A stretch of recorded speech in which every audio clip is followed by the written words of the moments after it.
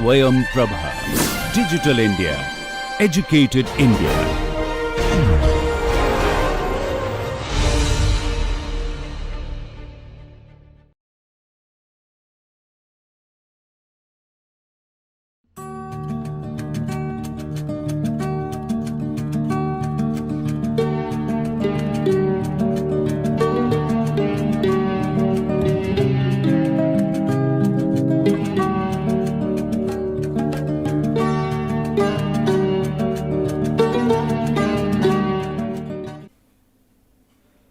We continue our discussion on interface capturing methods. So, you recall last time we had discussed the volume of fluid method and different means of reconstruction of the fluid interface under the purview of volume of fluid method. Let us go into the level set method once more. This has been discussed in an earlier lecture in this week. So, just a recapitulation that unlike the C function, the color function in the volume of fluid method, the level set marker function is smooth. Please ignore this T. So, the motion of the interface as we discussed earlier was that the substantial derivative of the function f would be equal to 0. Another alternative definition of this interface would be that the normal component of the level set can be calculated. That is by dotting the u with the normal vector n, which is defined here. So, that gives you the normal component of the velocity. So, if you substitute that into this equation, you get an alternative form of the substantial derivative of f equal to 0 equation here in terms of the normal velocity. Now, in order to reconstruct the material properties across the level set, let us say you want to find density or viscosity, usually a marker function I is constructed from the level set function, and it is one possible way of calculating it is shown over here, and delta x here is the grid cell and alpha is an empirical coefficient which is often equal to 3. Now, that basically means that if you substitute that value of alpha into this equation, it gives you a range where f is less than minus 3 delta x. Here it is greater than 3 delta x, and this is the intermediate region which bridges these two ranges, which means that the transition zone is a smooth transition zone between the two phases, and it usually spreads over in this case 6 cells.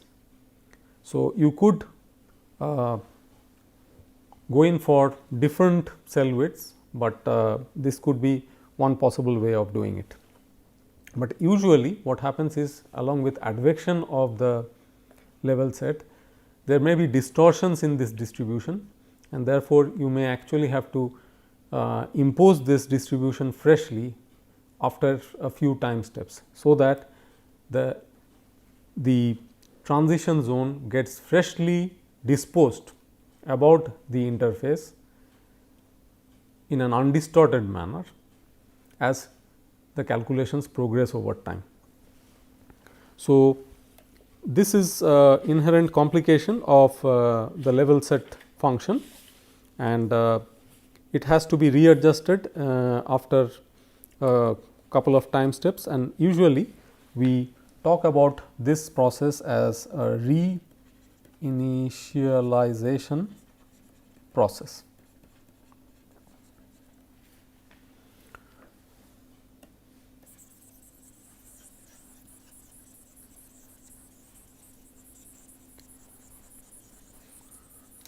So, we continue to discuss on different techniques using marker function. So, this is the second technique we discussed. Let us look at one or two more. So, the CIP method, which has evolved over time, from time to time has got different names, but the abbreviated form continues to remain as CIP. So, initially it was cubic interpolated pseudo particle, then cubic interpolated propagation, and then now in more contemporary times constrained interpolation profile. This scheme is designed with very low dispersive error. As the advection function f is handled, we essentially fit a cubic polynomial to the nodal values of f, and you do not only advect f with a transport equation, but you also advect its spatial derivative using an advection equation. Now, what happens is that if you apply an advection equation to the spatial derivative of f, that means this function g is essentially del f del x. Now, what that means is that if you were to differentiate the advection equation of the function f, then how will it look like? It will be del del x of del f del t plus del del x of u del f del x. That of course will generate a 0 from equation 1. Now, this can be written as del del t of del f del x plus u del del x of del f del x only if u is constant.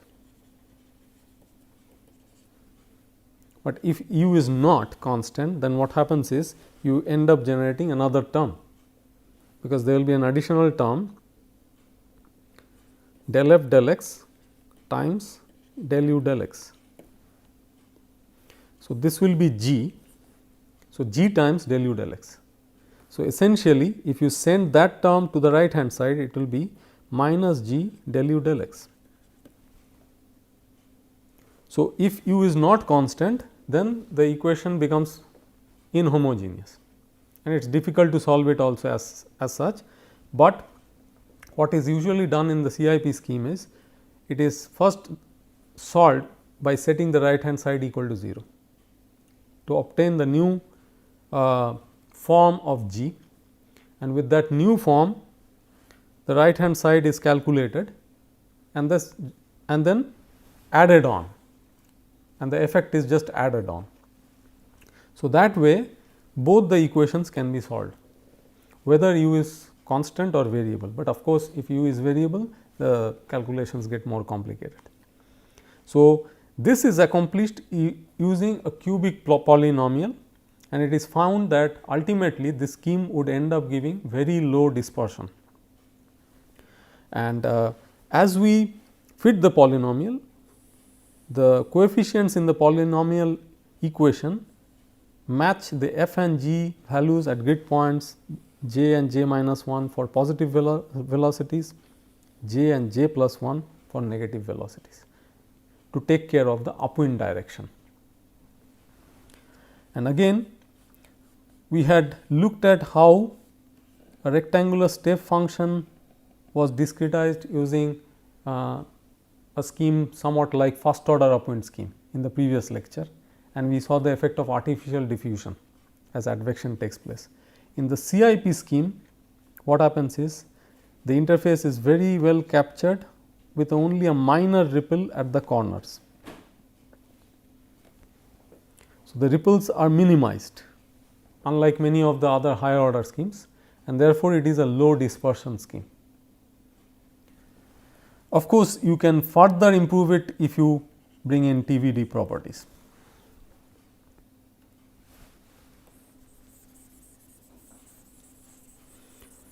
We also have discussed what happens when you have overshoots and undershoots of the C function as computations go on. In this CIP scheme, the same function is referred as f, but the implications remain the same. That means, if you have overshoots and undershoots in f, there could be numerical instabilities and also non-conservation of areas swept by the function. So, we should at all cost try to avoid such overshoots and undershoots, because inherently these methods ensure volume or mass conservation through conservation of area swept by marker function.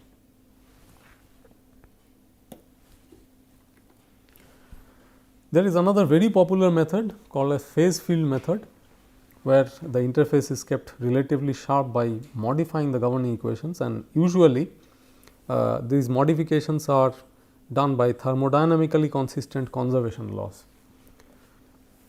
And these methods are widely used for capturing solidification kind of phenomena. They are not all that common in fluid dynamics simulations. So, in the fluid dynamic domain in general, volume of fluid is one of the most often used methods. We recapitulate that all this time we were mostly discussing about marker functions and front capturing methods based on marker functions. We have discussed a number of techniques like volume of fluid, CIP, the level set method, and so on. Now, we spend a little time on the concept of marker points and how they apply to front tracking methods. So, in this slide we see that this is the original interface that we have been looking at for some time now, and in front tracking method we try to define a front which tracks the interface, and the front is comprised of marker points.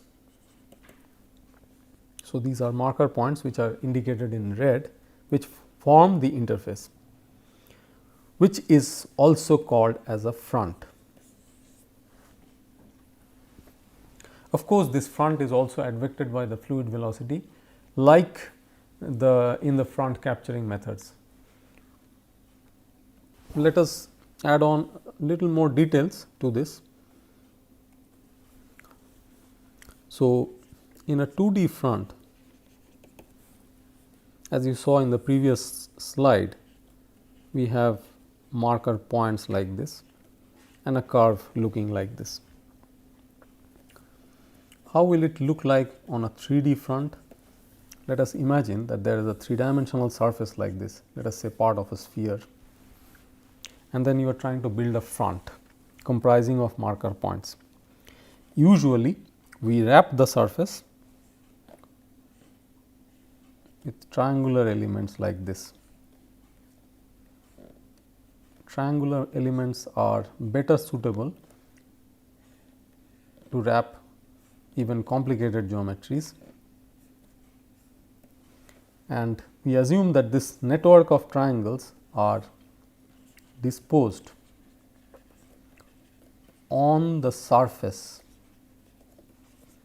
of the 3D volume, and the 3D volume is essentially a volume covered by a fluid, and beyond this volume lies another fluid. So, essentially the surface is the interface between the two fluids, and we are trying to dispose triangular elements on that surface to identify marker points which will define the front. So, you may say that vertices of these triangles may act as marker points. Now, remember that there is a data structure involved to describe the front. Let us say in a 2-dimensional front, it may be stored in an array. It goes on. So, there may be numerous such points which define the interface at this point of time t. Now, as time progresses, this interface will deform, it may get stretched, it may get compressed, and all due to influence of the flow. The interface may even rupture in the sense that there may be a bubble rupturing out of a region of the fluid and getting mixed into the other phase. In that case, the bubble carries along with it a couple of marker points. So, maintaining the data structure to cater to all such positions or all such conditions is one of the major challenges in front tracking method, and we need to have a very flexible data structure, so that in order to accommodate for such physical effects, you can add points, delete points at ease, and still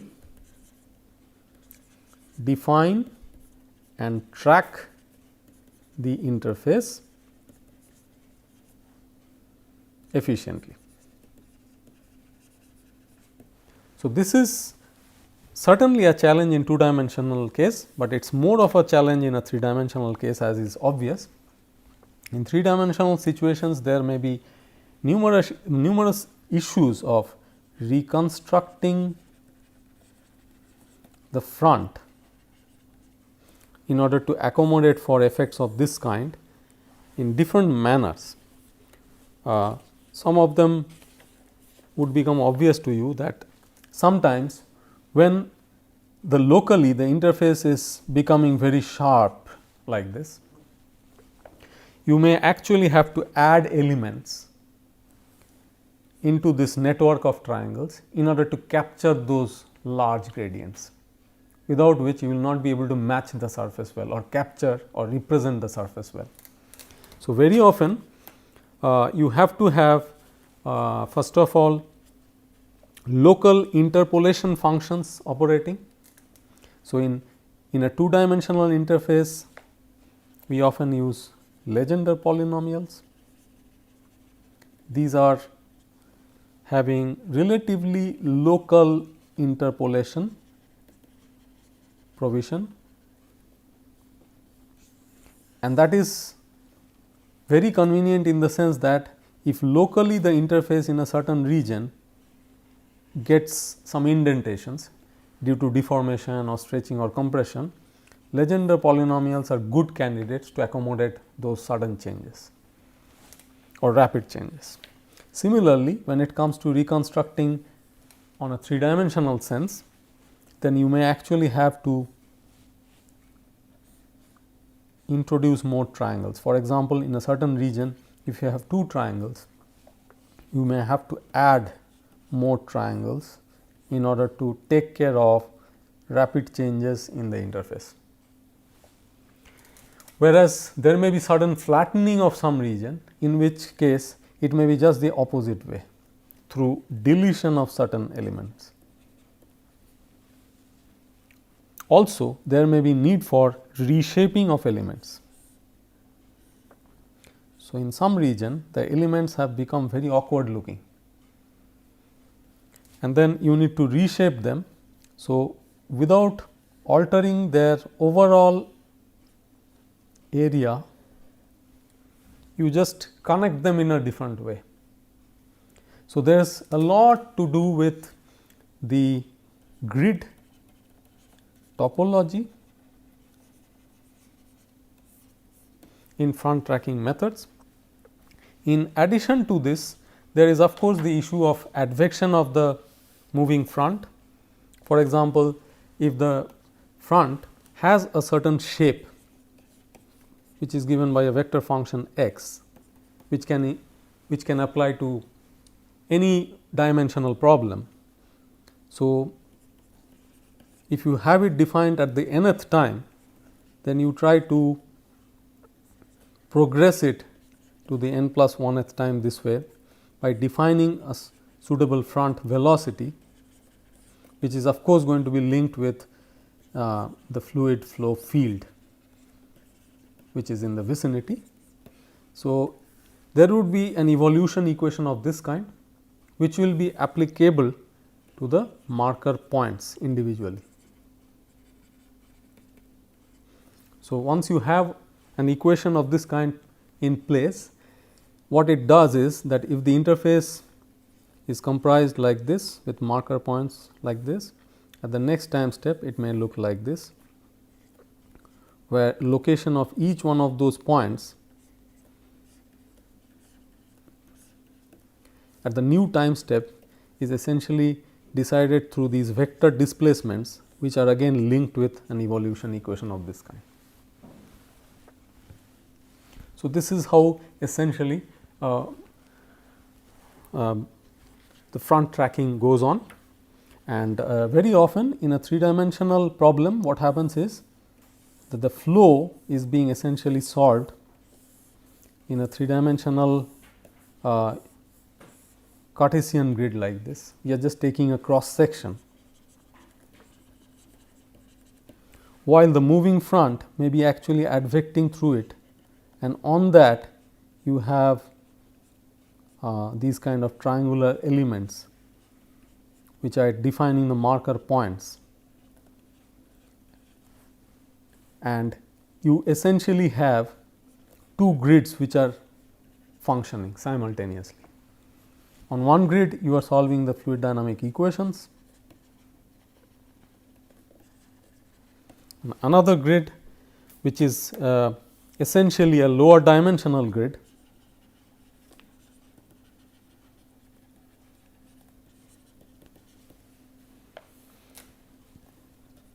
that tracks the interface.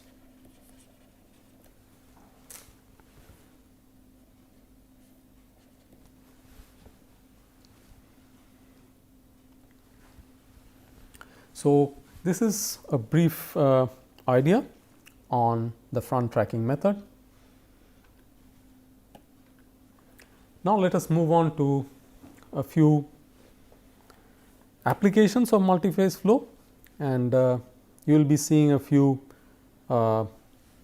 videos as well, which will add on to your excitement, and all these simulations that you will be seeing, the simulation results that you are going to see are generated in the open source platform OpenFOAM, which you are encouraged to explore. So, to begin with, we have a slide showing a computational domain. So, as you can understand that this is a rectangular domain which we call as the computational domain, and though we have not reached the module on grid generation, which is coming up in the subsequent weeks, you can understand that the domain has been discretized. We will discuss more on these issues of discretization and different kinds of grids later on in that module, but you can see that around this body of interest which we are trying to show in this domain, it is a bullet which apparently is moving through the fluid. We have a very fine distribution of mesh in order to resolve the details of the flow around the body as the flow moves past it. So, as you can understand that there will be some kind of a boundary layer formation on this body, and then this body has a sharp change in geometry in the base region. So, there will be flow separation in the base or rear region. So, this often leads to flow separation and recirculation. That is a region of low pressure usually, and we are interested to explore this problem from the multiphase perspective, in the sense that in low pressure regions there is always a possibility that if you have a liquid flowing past this body, that there would be cavitation phenomena and therefore possibilities of bubbles forming. So, then you have the prospect of two phases coming up, a liquid phase and a gaseous phase. So, flow is moving in and out in this manner. So, let us look at the video which will probably give us more idea about how the flow evolves. So, as you can see now that the flow is moving past the bullet, and as we mentioned earlier, the flow seems to be attached over here, but then soon after it undergoes separation.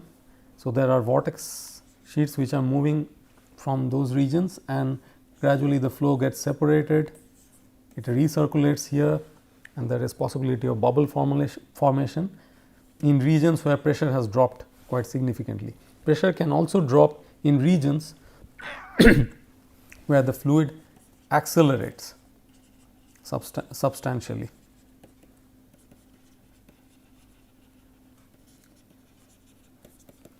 So, in the next slide we will try to see whether we can have a look at these bubbles that we are talking about.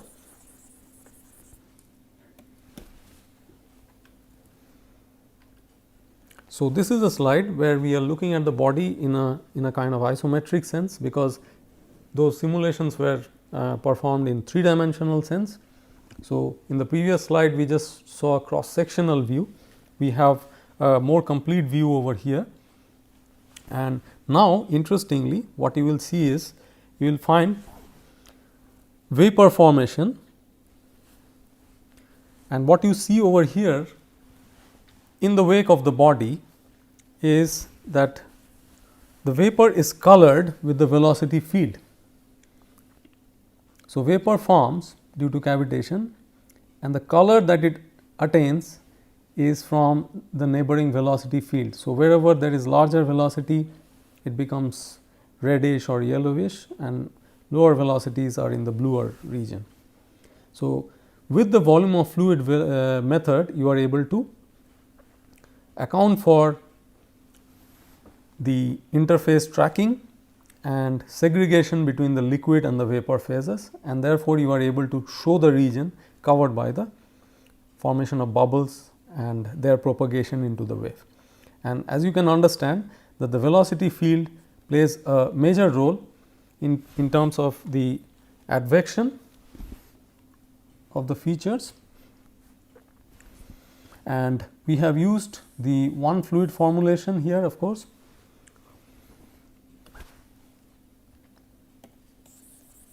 to simulate the cavitation phenomena.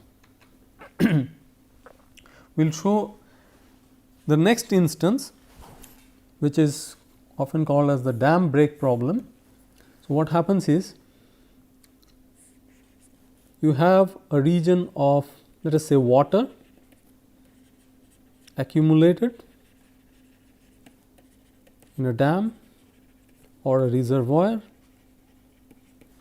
and there is as if an artificial obstacle over here at this point of time, say t equal to 0, and then at t equal to 0 plus the obstacle breaks.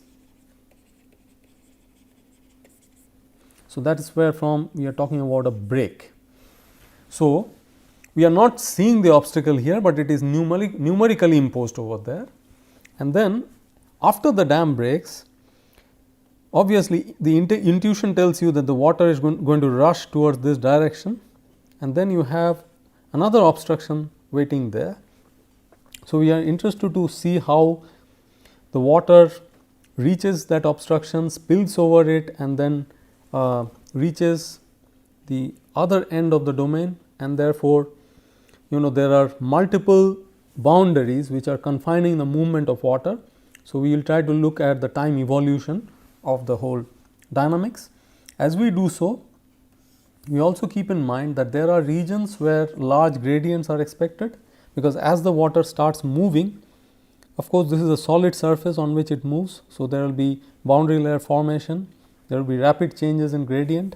Again, as it reaches this obstruction, there will be rapid changes because of the effect of the obstruction on the water, spillage and so on. Therefore, having a refined mesh in the indicated regions would be a very rational way of doing the simulation. So, let us try to remove these so that we can see the features well.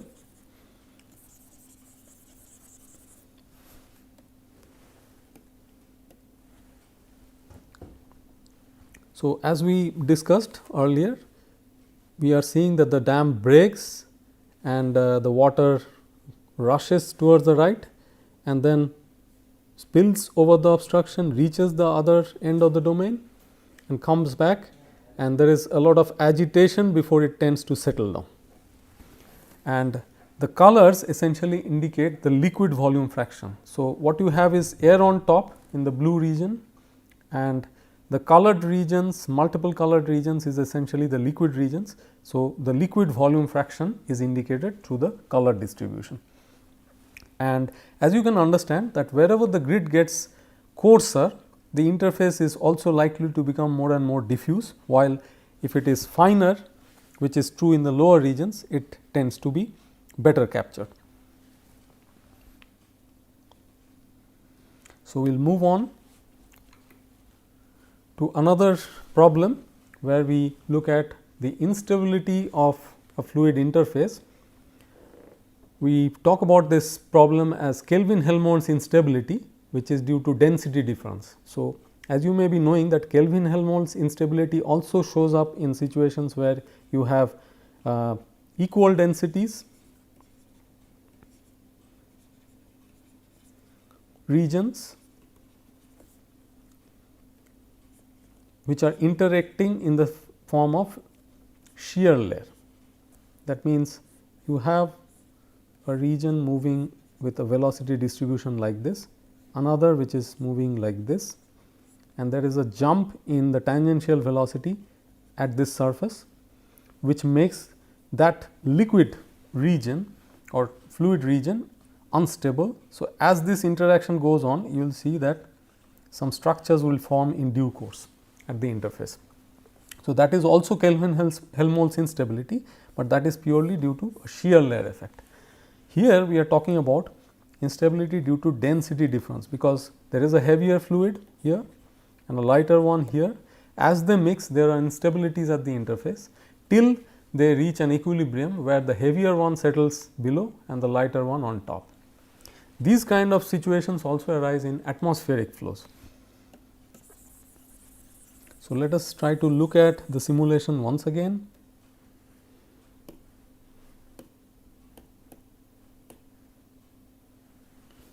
Sorry. So, we will just look at the bottom picture.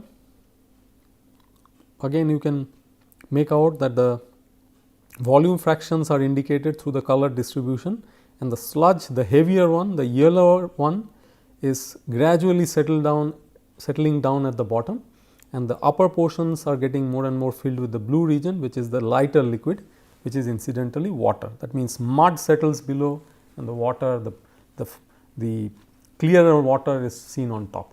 This is a commonly seen phenomena in many instances in nature.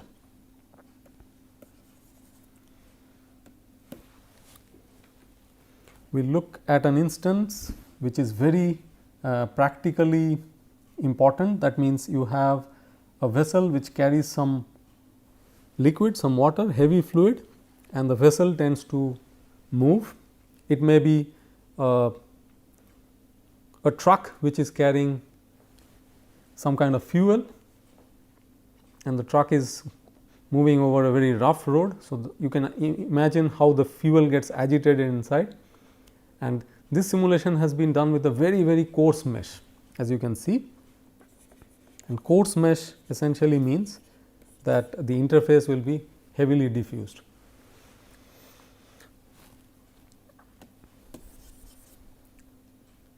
This problem is also of enormous interest of aerospace community, because you can have sloshing of propellants inside rockets which have just lifted off and moving through the atmosphere, and if there is very heavy sloshing in these propellant tanks, that may make the vehicle unstable at points. So, you have to take corrective measures in order to make sure that you have opposite control forces generated, so that they negate that effect.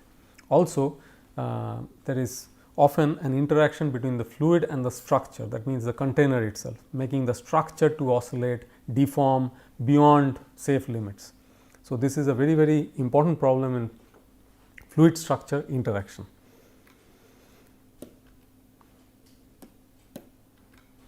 And then we have another problem where you have sudden contraction and expansion of flow through an orifice. So,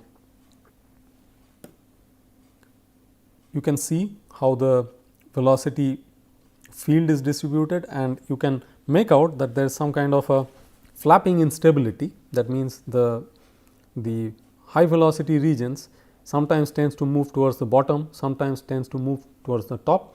Accordingly, the recirculation regions which are formed at the corners tend to oscillate between upper and lower sides. And what is the consequence?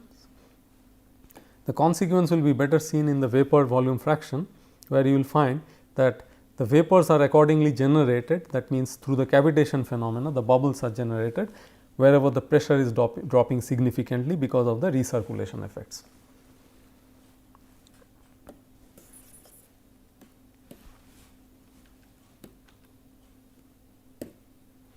This is another dam break problem, which is more interesting in the sense that you have multiple fluids and the heaviest one is mercury, then comes water, then oil, and you can understand that the heaviest one is settling down at the bottom, the red portion, followed by the lighter blue, which is water, followed by the oil, which is still lighter, and then the yellow region is essentially air. Incidentally, you can find that the features are very well captured over here with a sharp definition of the interface, sharp definition of the multiple interface regions between the multiple liquids. This is of course due to a very finely disposed mesh, and therefore, you understand that in multiphase simulations it is not only important that you deploy very accurate tracking methods for the interface, but also deploy very high quality meshes. And we will end here by saying that we discussed a number of techniques by trying to track interfaces between different phases in a multiphase flow, and our main emphasis was on trying to explore methods which are accurate enough to track interfaces both in the sense of marker functions as well as marker points. Thank you.